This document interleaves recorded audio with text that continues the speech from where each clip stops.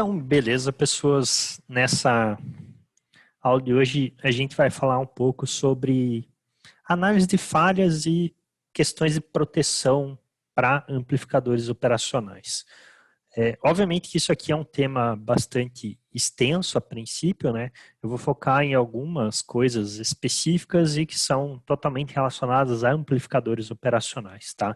Tem outras questões de análise de falhas e de proteções para circuitos como um todo, para placas de circuito impresso, mas a ideia é focar aqui em proteções e análises especificamente para amplificadores operacionais, tá? Senão a gente ia ficar muito tempo aqui conversando sobre esse assunto, beleza? Então, primeiro, antes de qualquer coisa, né, quando a gente está falando de uma falha, a gente está falando de algum defeito, de algum erro, alguma coisa incorreta que acabou acontecendo ou algum tipo de problema que acabou acontecendo dentro do nosso circuito, dentro do nosso sistema, que não deveria ter ocorrido, tá? Então, eu fazer uma análise dessa falha, eu fazer algum método para analisar o que aconteceu, analisar essa não conformidade ou tentar prevenir essa não conformidade. Eu posso fazer, no caso, as análises preditivas, né, análises que vão me gerar um relatório ou vão me gerar uma resposta previamente antes do sistema ou do meu componente em específico ter um problema realmente, então consigo gerar uma análise para que eu possa dizer quando que esse componente vai estragar ou se ele está tendo algum tipo de defeito que pode gerar algum tipo de problema mais para frente, então posso fazer uma troca antes do produto, do componente realmente estragar, né? Então isso seria uma análise preditiva, e eu analisar a falha em si depois que ela já aconteceu, né? Então isso seria uma análise pós-defeito, né? Então tem as análises pré-defeito, que são importantes para muitos casos, para que eu não deixe uma linha de produção parada, para que eu não deixe um equipamento que precisa ficar 24/7 parado, né? Isso é muito útil justamente para fábricas, para hospitais também, né? Equipamentos hospitalares precisam muito dessa característica de ter essas manutenções preditivas, essas análises preditivas, mas quando a gente fala de análise de falha em si, a falha já aconteceu, então a gente está tentando basicamente encontrar qual que foi essa falha, encontrar qual que foi o problema, para a partir disso consertar esse problema, né? O consertar pode ser trocar um componente, fazer algum ajuste, remodelar um circuito, colocar algo específico dentro do meu circuito, né? Então eu posso muitas vezes fazer uma análise de falha, perceber que eu estou com uma falha específica e depois disso não necessariamente trocar o componente, mas sim criar uma proteção para que aquela falha não volte a acontecer. Beleza? Então, especificamente o que a gente vai falar aqui é sobre análise de falhas, né? Para achar problemas e não para prevenir problemas, ok? Então, primeiro, que é bastante importante ressaltar que existem algumas condições ambientes que acabam influenciando para que as falhas possam ser geradas quando a gente está falando de um circuito com amplificador operacional, um circuito sem amplificador operacional, né? Para qualquer circuito eletrônico. Então, essas condições ambientais, elas podem influenciar na falha. Então, muitas vezes eu posso ter uma falha e essa falha ela pode estar relacionada ao ambiente. Então, é importante que a gente saiba essas condições extremas aqui, para que justamente a gente não fique consertando o equipamento e essa falha sempre volte a acontecer e isso se tornar um ciclo vicioso, né?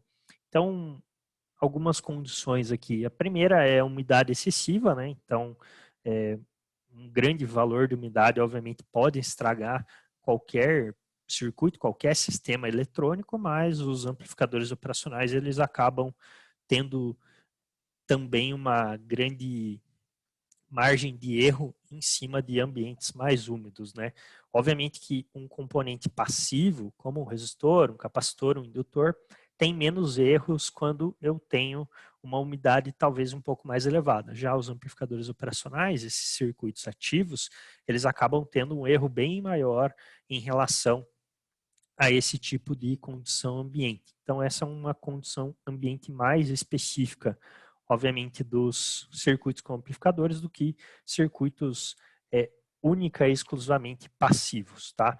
Obviamente que qualquer umidade gigantesca, totalmente excessiva, vai estragar ou corroer qualquer componente, qualquer placa, qualquer circuito eletrônico. Mas eu não preciso ter uma umidade gigantesca para necessariamente ter algum problema com um amplificador operacional, tá? E obviamente que eu não preciso nem falar que se eu colocar o circuito na água, ele explode, né? Então, não estou falando aqui de um caso onde o circuito ou o componente está pegando água diretamente, está chovendo no componente. Estou falando de umidade propriamente dita, tá? Local muito úmido, ok? Outro ponto que pode também influenciar ali em falhas, em erros, é justamente o calor excessivo ou o frio excessivo, né? Então, um componente comum, ele não tem uma faixa de temperatura extremamente alta. Quando a gente vai para faixas de temperatura extremamente alta, a gente está normalmente falando de componentes do tipo militar, né? Então, eu vou, por exemplo, precisar de um componente que trabalha a 300 graus Celsius. Para fazer uma requisição de um componente desse tipo, normalmente nas distribuidoras, elas vão perguntar se o fim é comercial, se o fim é militar, e esse componente ele é visto como um componente não comum, né? Como um componente de maior maior complexidade, por assim dizer, tá? Então, ele não é um componente tão simples de ser encontrado e ser comprado, tá? Então, obviamente que o calor excessivo para componentes comuns, assim como o frio excessivo para componentes comuns, pode influenciar muito na resposta e pode gerar falhas, tá? A gente sabe, vocês sabem que existe toda uma curva de resposta para os componentes, dependendo da temperatura, a tensão do offset do componente vai mudar, a corrente de polarização vai mudar, então existe toda uma característica que a temperatura influencia, ok? Eu não estou falando necessariamente apenas dessas características que são alteradas, mas sim das condições que podem influenciar. Então, essa condição de muito frio, muito calor, pode influenciar na geração de uma falha, tá? E não só da alteração das minhas grandezas do componente dentro de um espectro normal, ok? Outra coisa que, obviamente, acaba também gerando problemas, ou pode gerar problemas, são ambientes onde eu tenho algum gás ou algum ácido corrosivo, obviamente, porque a partir do momento que esses dois itens possam entrar em contato com o meu componente, é meio óbvio que pode existir a possibilidade de eu ter uma falha nesse componente, porque provavelmente ele vai ter algum tipo de problema de mau funcionamento ou até mesmo de parada de funcionamento. Outra coisa que também influencia é a parte de partículas metálicas, né?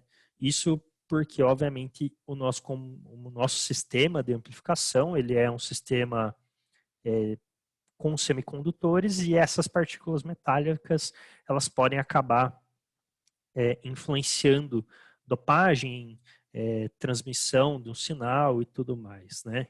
Óbvio que essas partículas apenas suspensas fora do nosso invólucro, elas têm uma tendência muito pequena de gerar algum tipo de problema, mas dependendo do tamanho da partícula, né, isso pode acabar influenciando. Então, locais com esse tipo de periculosidade, né, muito quente, muito frio, que tenha coisas corrosivas, que tenha partículas não comuns, obviamente me geram ou podem me gerar mais problemas. Eu não vou usar um componente qualquer para trabalhar com esse tipo de ambiente. E obviamente que eu também vou precisar fazer um invólucro específico, especial para o meu sistema. Eu não vou simplesmente pegar a placa e tacar lá em cima da mesa e deixar lá, esperar que tudo funcione, né? Eu vou precisar de um invólucro específico para isso, tá? Aí, outros dois pontos que talvez sejam bem mais comuns para a gente, né? Que é a parte de vibrações mecânicas e a parte de interferência nas fontes, né? Querendo ou não, as vibrações mecânicas elas podem gerar muito problema, né? Por causa de movimentação. Isso falando do próprio componente ou até da própria placa que o componente está, né? Se eu tiver uma solda mal feita, uma solda fria, o componente ele pode começar a se movimentar, começar a dar mau contato. Esses maus contatos podem gerar algum tipo de faiscação, isso pode gerar algum tipo de problema, né? Então, eu tenho normalmente esse problema muito mais relacionado à placa em si do que apenas ao componente. Óbvio que a vibração extrema no componente também gera tipos de influência que podem gerar erros de resposta para esse componente, e a interferência das fontes, isso também é um pouco óbvio para a gente, porque se a minha fonte tem ruído, se ela não tem a tensão adequada para o componente funcionar, obviamente que isso pode gerar uma falha, um erro do funcionamento. Então, idealmente eu tenho que tentar trabalhar dentro de uma temperatura adequada, dentro de uma umidade adequada, sem partículas estranhas no ar, sem vibração mecânica e com fontes de alimentação perfeitas, né? Óbvio que a gente não vive no paraíso e nem dentro de um laboratório, então a gente vai acabar se deparando com esse tipo de condições, né? E essas condições elas podem atrapalhar bastante o funcionamento do meu sistema. E eu tenho que conhecer essas condições, entender que elas podem influenciar e como que elas influenciam, para eu entender qual que é o problema que está sendo gerado, né? Eu primeiro descubro qual que é o problema e a partir disso eu tento consertar, né? Eu não posso só descobrir o problema, trocar o componente que está falhando e seguir o barco, né? Isso não faz muito sentido. Tem que entender se o problema é o ambiente, se o problema é alguma falha de circuito, qual que é o problema em si, tá? Então só ressaltando aqui essas condições ambientes que podem gerar essas influências. Aí para a gente fazer uma análise, né? Fazer alguns pontos de análise aqui, o que é importante, né? Aqui seria basicamente um passo a passo das coisas que a gente pode fazer para analisar um circuito que tem amplificador operacional. Então, a primeira coisa e mais simples ou mais trivial é sempre conferir a polaridade da alimentação. Então, a gente sabe que o nosso amplificador operacional ele é um componente com alimentação bipolar, então ele tem uma parte de alimentação positiva e negativa. A grande maioria, obviamente, existem componentes de amplificação operacional específicos que são unipolares, né? Mas isso não é o mais comum é que ele tenha alimentação bipolar. Então a primeira coisa é sempre gerar essa conferência da alimentação, verificar se lá no pino 7 eu tenho alimentação positiva e no pino 4 eu tenho alimentação negativa, ok? Então, esse é sempre o primeiro passo da análise, fazer essa verificação. O segundo passo da análise é sempre gerar a conferência das conexões de todos os pinos, de todas as fiações, de todos os componentes. Então, fazer uma análise de contato realmente, né? Pegar lá um multímetro e começar a bater contato de fio a fio, pino a pino, para verificar se as conexões elas estão realmente feitas, né? Esses dois problemas aqui podem parecer problemas bastante bestas, né? Mas em laboratório, quando a gente faz as atividades, esses são os principais problemas que a gente tem, né? Ou que eu normalmente visualizo os alunos tendo como problema, né? Primeiro é a polarização da alimentação, isso normalmente explode o Ampiop, então nas primeiras aulas isso acontece bastante, depois não mais, mas o segundo problema, e que é praticamente 90% dos casos, é problema de conexão, o grande e velho mau contato, né? Então, por mais que possa parecer idiota, é extremamente importante verificar todas as conexões e todos os pinos, ver se eles estão realmente ligados e se eles estão funcionando. Daí, como terceiro passo aqui da análise, é verificar se o amplificador operacional está esquentando, né? A princípio, se o amplificador operacional estiver esquentando, isso normalmente vai significar que ele está curto-circuitado na saída, ou seja, a gente vai estar com uma baixa carga na saída, uma carga que tem uma baixíssima impedância, uma baixíssima resistência. Então, se o ampliop esquentar, se a gente verificar que o ampliop está esquentando, obviamente que a gente tem que analisar logo em seguida a saída para verificar se não existe nenhum curto-circuito. Existem proteções para saída que os ampliopes normalmente têm internamente, mas a gente também pode fazer essas proteções de forma externa, tá? Basicamente, eu fazer uma proteção na saída, eu colocar um resistor na saída, em série com ela, que tenha uma resistência equivalente para que eu consiga ter, no máximo, a corrente máxima da saída, né? Então, esse resistor ali de acoplamento, ele pode justamente servir para fazer com que eu não tenha um curto-circuito. Então, eu posso usar essa proteção, normalmente ela existe internamente na maioria dos amplificadores operacionais, mas eu também posso dispor de um resistor na saída para ter certeza que ele não está curto-circuitado e que ele não vai ter uma carga de baixa impedância, tá? Outro caso que pode acontecer, e também acontece bastante, é no caso de saturação da saída. Normalmente, quando a saída ela só fica saturada, vai provavelmente existir um problema na realimentação, na malha de realimentação, quer dizer que ela vai estar aberta, provavelmente, ou então o resistor de entrada vai estar curto-circuitado. Lembrando que para a gente ter o controle do ganho, a gente precisa normalmente daqueles dois resistores, que é o RF e o RB. RF, que é o resistor da malha de realimentação, ele precisa ter um resistor ali, não pode estar aberto, e o resistor da entrada é aquele RB, o resistor de base, que a gente normalmente utiliza. Então, esse não pode estar curto-circuitado. Se o de realimentação estiver aberto e o de entrada estiver curto-circuitado, isso vai resultar, a princípio, em não controle de ganho, que normalmente acarreta na saturação do sistema. Tá? Então, isso aqui também é um outro ponto da análise bastante relevante. Aí um quinto passo aqui é verificar o terra, né? Verificar se o terra do nosso sinal é o mesmo terra do amplificador operacional. Isso também pode parecer trivial, mas é um erro bastante comum que acaba acontecendo, né?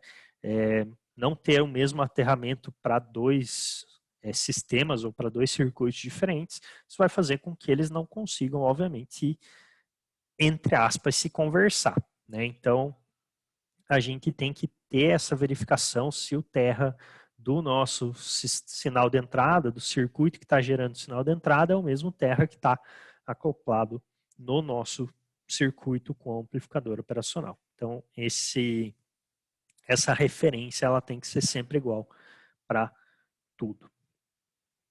Outro ponto aqui também é fazer a verificação da impedância de entrada, né? Se ela não está muito baixa comparado ao da fonte de sinal. Lembrando que o nosso amplificador operacional, ele tem, teoricamente, uma impedância infinita, né? Então, ele deveria ter uma impedância muito alta na entrada dele. A partir do momento que eu acoplei um gerador de funções, um sinal qualquer, e vou fazer uma análise da minha impedância, essa impedância está muito baixa, quer dizer que existe algum problema ali, ou muito provavelmente existe algum tipo de problema. Seja com o amplificador operacional, seja com o circuito, então essa impedância ela não pode estar baixa, ela tem que ser alta. Então, se eu montei meu circuito, fiz os passos anteriores, verifiquei que tudo está funcionando, ou que tudo está certo e mesmo assim o sistema não funciona, eu corro para fazer essa verificação da impedância, tá? Vejam que esses passos aqui, eles basicamente já são exclusivos, né? Então, estou com um problema, estou com uma falha, fiz a conferência da polaridade, ela estava errada, arrumei, o sistema está funcionando, não preciso ir para os próximos passos, né? Então, por isso que os passos aqui, eles são, digamos assim, dos mais simples para passos que são um pouco mais complexos, né? Então, é realmente um passo a passo, um checklist de itens a serem verificados para se ter certeza de que o funcionamento ali do meu sistema está correto, ok? Aí um próximo passo é fazer a verificação se existe uma proteção contra let-up, né? Essa proteção de let-up a gente vai ver daqui a pouco o que exatamente ela é, mas a maioria dos amplificadores operacionais já tem essa proteção interna, então o ideal é verificar pelo documento do amplificador se essa proteção já existe internamente ou se ela não existe. Se ela já existir, a gente obviamente não tem muito o que fazer em relação a esse passo. Se ela não existir, a gente pode gerar essa proteção para justamente ter certeza de que esse não é o problema, tá? Depois eu posso verificar se não estou tendo nenhum retorno CC das entradas por terra. Isso aqui é bem mais específico para quando a gente está usando o sinal do tipo CA, né? Então, se eu estou usando um sinal CA e eu tenho um retorno CC para o terra, isso vai fazer com que o meu sistema não funcione corretamente, né? Então, tem que gerar essa análise para ver se o retorno para o terra está correto ou não, né? E daí, por último, mas não menos importante, verificar a continuidade de todos os condutores, né? Aí sim, fazer uma análise mais macro em cima de todo o sistema, né? Não só do amplificador operacional. Verificar se não existe nenhum ponto de descontinuidade que possa existir naquele circuito. Então, esses são alguns passos simples e efetivos que a gente pode executar quando a gente está com algum tipo de falha, algum tipo de problema num circuito com amplificador operacional. Obviamente que esses passos, eles resumem grande parte dos problemas, mas ainda podem existir outros problemas que podem gerar algum tipo de incoerência aqui dentro do circuito, tá? Mas com esses passos aqui a gente basicamente mata 99% dos problemas, né? Minha fonte aqui, o cabeamento que eu estou usando da fonte está com falta de continuidade. Beleza, você chegou lá no último passo e percebeu isso. Ah, protoboard que eu estou usando está com mau contato. Beleza, você chegou aqui no último passo, mas você percebeu isso. Ah, eu estou usando aqui um sinal, alguma coisa e nada acontece. Poxa, você vai perceber isso aqui, muito provavelmente no passo onde você vai verificar as impedâncias, que as impedâncias não estão casando. Então, praticamente a grande maioria dos problemas a gente resolve com esse passo a passo aqui, tá? Então são 9 passos no total, 9 checagens que a gente pode e deve fazer quando a gente tem um problema com amplificadores operacionais, tá? Obviamente que, né, também vocês não necessariamente precisam sair do primeiro, fazer o segundo. Vocês podem fazer aleatoriamente, né? Mas idealmente falando, sempre sair do passo mais simples para o passo mais complexo, para justamente ir eliminando os problemas mais simples primeiro, para deixar sempre os problemas mais complexos para posteriori. Outro ponto também é que conforme você vai tendo uma experiência maior e vai se adaptando a esses circuitos, você consegue ter uma percepção muito mais rápida do que é uma falha, de o que provavelmente está gerando aquela falha, né? Então você vê uma falha específica, você normalmente já sabe que pode ser problema de terra. Você vê uma outra falha, sabe que pode ser falta de continuidade. Então isso vai se aprimorando com a experiência, obviamente, tá? Então esses são os principais pontos. Aí os testes, né, mais comuns que a gente pode fazer para pós todos esses pontos, se a gente ainda ter problemas, né, a gente pode gerar esses testes aqui. São basicamente 4 testes também simples, né?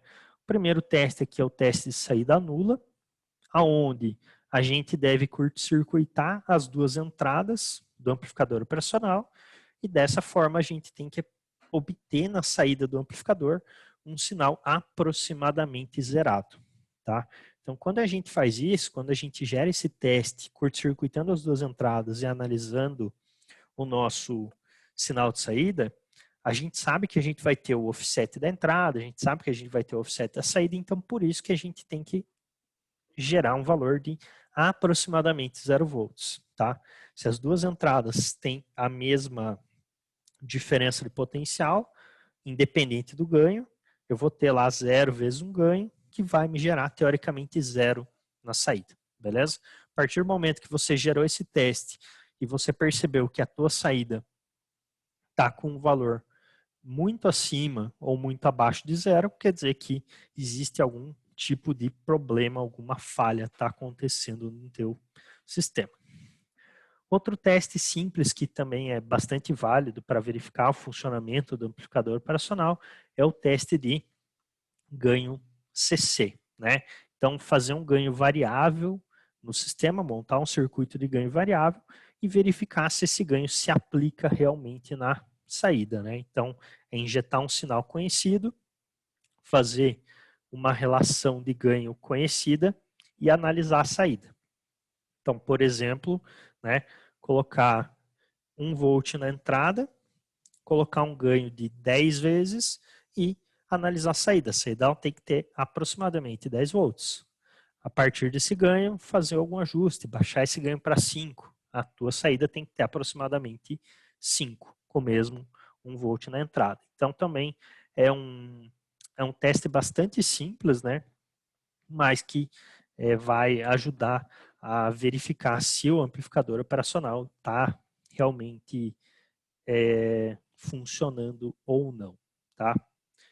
Outro teste aqui do retorno CC, né? Ele já apareceu ali como um item específico que a gente precisa fazer, então é validar o retorno CC para o terra, né? Das correntes de polarização especificamente. Então verificar se eu tenho esse retorno CC para o terra das correntes de polarização, ou seja, das correntes de entrada, ou não tenho, né? Então esse também é um teste bastante simples e bastante eficaz. Esses 3 primeiros testes aqui, a gente consegue fazer com o multímetro, né? Então não tem nenhum problema, nada muito complexo a ser executado. Então são todos testes simples, óbvio.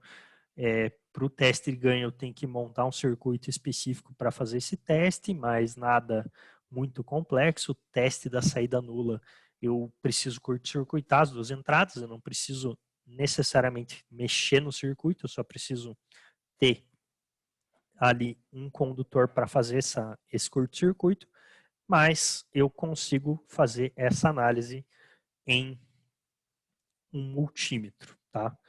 O último teste aqui, o quarto teste, que é o teste de rastreamento de sinal, que seria o teste mais complexo a ser feito, sempre deve, a princípio, ser feito por último, é um teste feito com o osciloscópio, né? Então a gente vai ter muito provavelmente um circuito com vários estágios, aonde a gente tem lá no último estágio um sinal aleatório totalmente diferente do que a gente gostaria de ter. Então, o que a gente faz nesse caso? A gente injeta um sinal conhecido e vai estágio a estágio verificando qual que é o sinal que eu tenho. Então, eu posso ter, por exemplo, um amplificador não inversor, outro amplificador não inversor e um amplificador inversor no final. Então, vou estágio a estágio, sabendo qual que é a resposta esperada para cada estágio, verificando se o sinal, depois daquele estágio, está correto ou não, né? Então, no primeiro estágio, eu tenho que verificar um sinal que tem ganho, mas não está invertido. No segundo estágio, eu tenho que verificar um sinal que não tem ganho, que tem ganho e também não está invertido. E no último estágio, eu tenho que verificar um sinal que está invertido e também tem ganho. Então, nesse caso, eu vou com o osciloscópio, estágio a estágio, gerando a verificação do meu sinal. E, obviamente, que eu também tenho que injetar um sinal conhecido na entrada para que isso faça sentido. Se eu colocar um sinal aleatório na entrada, eu não vou necessariamente saber quais que são as saídas de cada um dos meus estágios, ok? Pergunte, Flávio.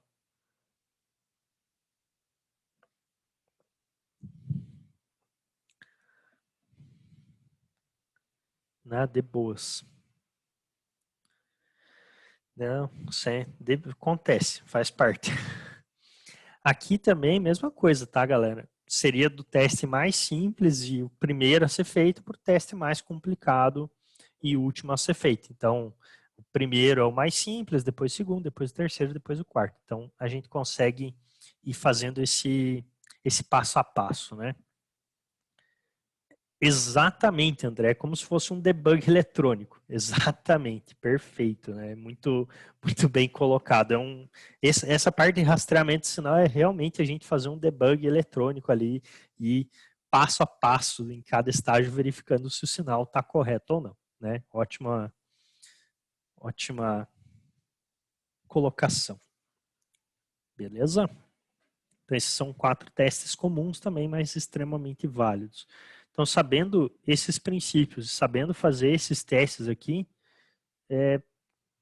100% dos casos vocês resolvem, né? 100% das falhas são resolvidas. Então, aqui é um espectro bastante amplo.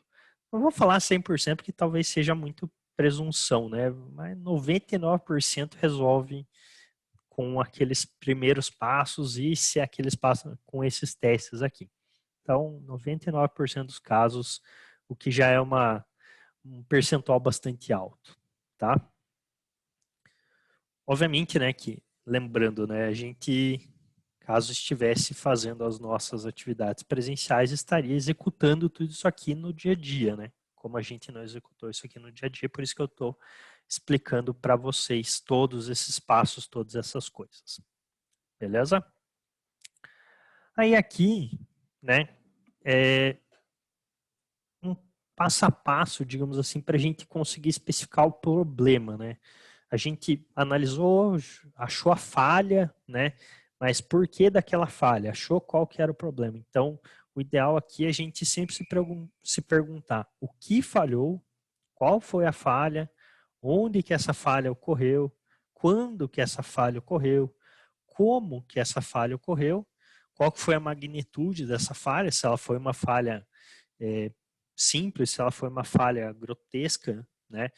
E o que não é característico dessa falha. Então, a gente, pós achar a falha, pós entender, né, o que aconteceu, pós fazer toda essa análise, é importante que a gente responda essas perguntas aqui para que a gente consiga especificar o problema, né?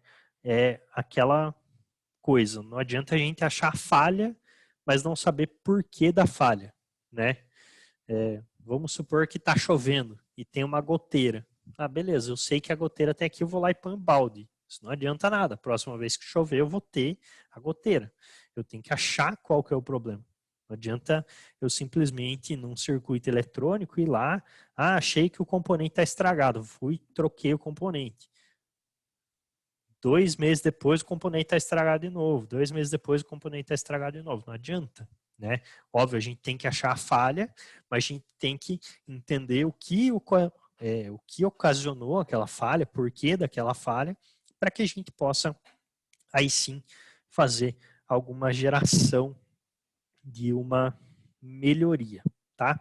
Então, por mais que seja uma falha às vezes simples, né, do tipo a gente foi lá e percebeu que a ligação da alimentação estava invertida. Então, o que falhou? Poxa, falhou o amplificador operacional. Ou pode ter falhado o técnico que foi lá e montou aquela placa. Né? Então, é diferente uma coisa da outra. A falha foi que o amplificador operacional explodiu. Né? Onde que aconteceu essa falha? Essa falha aconteceu dentro da linha de montagem. Poxa, então muito provavelmente tem um problema dentro da linha de montagem. Alguém que montou errado. Entende? Então é muito diferente eu só achar a falha e falar, é isso, e eu achar a falha e tentar caracterizar essa falha dentro do sistema de produção.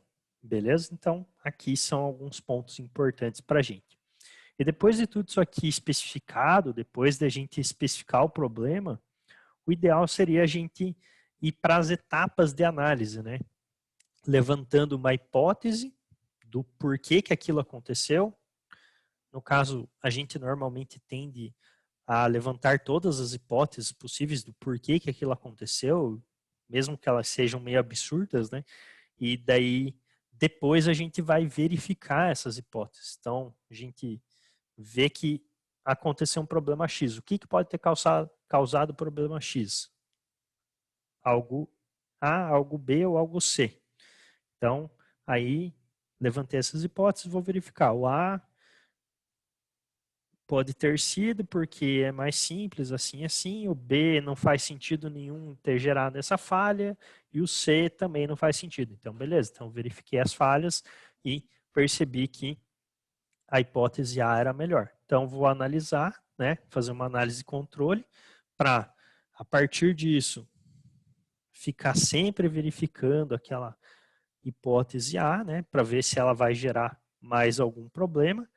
Fazer aqui alguma validação por índices, né, dessa hipótese, dessa falha, né? Então, por exemplo, qual que é a possibilidade dessa falha acontecer de novo, qual que é a intensidade dessa falha, eu posso gerar índices diferentes. Verificando tudo isso, eu posso desenvolver uma ação para consertar esse problema e daí, a partir disso, acompanhar para ver se realmente essa ação que eu tomei realmente foi útil para o nosso desenvolvimento, para o nosso problema, tá? Obviamente, isso aqui que eu estou falando para vocês, pessoas, é para um âmbito mais comercial, mais industrial, né? Vocês não vão fazer isso, muito provavelmente, no quarto de vocês, né? Então, não é um negócio que, eu vou fazer um circuito uma vez na vida e vou colocar todas essas etapas de análise e tudo mais. Provavelmente não, né?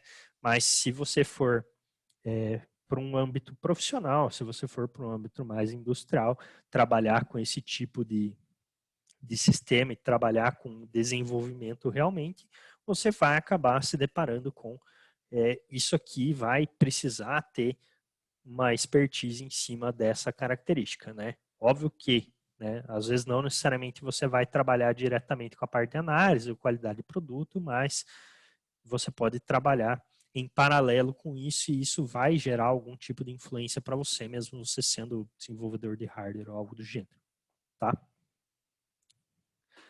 Aí aqui falando de algumas proteções que a gente pode usar, pode fazer, né? Uma primeira proteção é a proteção de entrada, né? Onde a gente pode colocar esses diodos, né? Aqui em paralelo, um apontando para cada lado, que também vão estar ligados diretamente nas nossas entradas diferenciais. São diodos de retificação, né? Então isso serve para que a nossa tensão diferencial da entrada não gere nenhum problema. Lembrando lá, a gente tem uma tensão máxima diferencial, né, que pode ser colocada na entrada. A partir do momento que a gente coloca esses diodos aqui, existe uma tendência que, mesmo que essa tensão passe do estipulado, a nossa entrada ela não queime por causa dos diodos, tá? Essa proteção aqui ela é bastante usada internamente nos amplificadores operacionais, mas não são todos os amplificadores que têm esse tipo de proteção. Então, é interessante a gente analisar o documento do amplificador para ver se existe ou não essa proteção e a partir da existência ou não existência, no caso, fazer essa proteção externa. Então, caso o amplificador não tenha essa proteção internamente nele, não tenha essa proteção no próprio chip, a gente pode gerar essa proteção externamente, ok? A gente também tem essa proteção contra let-up. O let-up é quando o nosso sistema ele fica travado em uma tensão específica, mesmo que você faça qualquer coisa na entrada, né? Então, mesmo que você retire o sinal de entrada, o teu sinal de saída fica travado numa tensão. Não necessariamente tensão de saturação aqui, tá? É quando ele trava em qualquer nível CC e fica fixo naquele nível CC. Isso é um let-up. Isso normalmente é causado por alguma interferência interna ou por algum erro de realimentação. Então, o que a gente pode fazer como proteção? Colocar um diodo aqui entre o pino de saída e o pino 8. O pino 8, se vocês lembrarem, é um pino que, para alguns amplificadores, ele é não conectado. Então, no caso de um amplificador operacional que tem um pino 8 não conectado, essa proteção de latch-up ela já existe internamente. Caso o pino 8 ele seja um pino normal, ele vai ser um pino de compensação de frequência. Aí sim, eu vou precisar fazer essa proteção de forma externa, tá? Então, a gente viu lá, né, que a gente tem os pinos específicos para cada coisa, pino 1 e pino 5 aqui normalmente são os pinos para controle de offset, pino 7 e pino 4 são os pinos de alimentação, 3 e 2 pinos de entrada, 6 é o pino de saída, e normalmente o pino 8 é não conectado, é um pino que, entre aspas, não serve para nada, para a maioria dos amplificadores que já tem essa proteção. Não tem a proteção, pino 8 vai ser o pino de ajuste de frequência. Então a gente faz esse ajuste desta forma aqui, coloca o nosso sinal de saída entrando nesse pino 8, só que coloca com um diodo para que não haja retorno, tá? Então, assim, não existe um retorno do pino 8 para a nossa saída. Então, isso aqui é uma proteção de latch-up. E no caso aqui, normalmente a gente utiliza um diodo de sinal para fazer essa proteção, tá? A proteção de entrada ela é feita com diodo de retificação. Essa proteção aqui, ela normalmente é feita com diodo de sinal, tá? A gente também tem aqui as proteções de alimentação, né? Então a gente tem aqui uma proteção dupla, no caso, uma proteção contra curto-circuito por esses fuzis.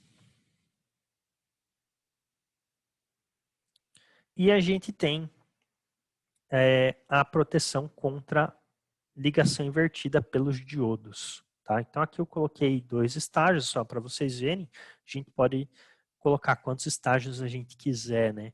Então dessa forma que a gente está protegido contra uma sobrecarga, contra um possível curto-circuito, e a gente também está protegido dessa forma contra ligações invertidas, tá? Então, desse jeito aqui a gente consegue fazer com que o sistema ele tenha uma proteção geral contra erros na alimentação. E aqui também a gente normalmente faz a utilização de diodos de retificação. E por último, mas não menos importante, a gente pode ter aqui uma proteção contra ruídos, né? Aqui, obviamente, ruídos da fonte de alimentação. Então, caso a minha fonte de alimentação seja muito ruidosa, isso que poderia gerar uma falha para a gente pode fazer a ligação aqui de um capacitor entre esses pontos de alimentação e o terra. Esses capacitores aqui normalmente utilizando aqui uma capacitância de 100 nanofarad. Isso vai fazer com que eu consiga bloquear altas frequências, né? Então, que é normalmente o maior problema que acaba sendo gerado de alimentação, frequências altas. Então, com esse capacitor aqui, normalmente na faixa dos 100 nano, a gente consegue aqui gerar essa estabilidade, né, contra ruídos. Óbvio que se a minha fonte for uma ruideira só, o único capacitor aqui não vai corrigir totalmente esse problema. Isso são para oscilações ou ruídos, digamos assim, um pouco mais pontuais, né? Eu não posso colocar um ruído na alimentação e tudo vai dar certo. Eu tenho que colocar uma fonte minimamente estável e, e daí sim essa proteção ela tende a funcionar. Beleza? Então aqui uma proteção contra ruídos da fonte de alimentação. Ok? Esqueci de pôr ponto de interrogação. Dúvidas, perguntas, questionamentos, pessoas?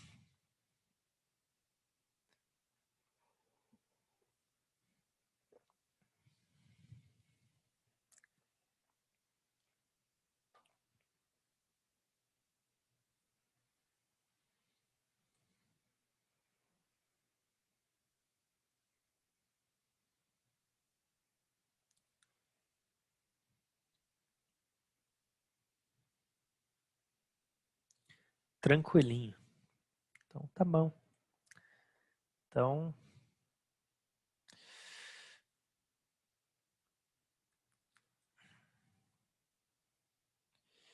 dúvida meio das antigas.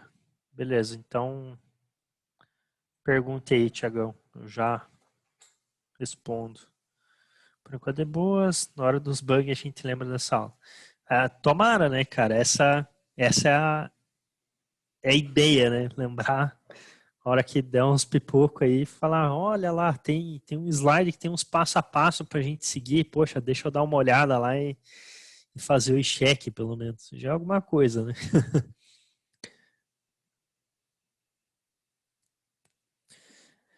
É, mas é justamente isso aí, né, Pierre? Tipo, quando você tá com o circuito na mão, você faz isso meio que por instinto, digamos assim, né?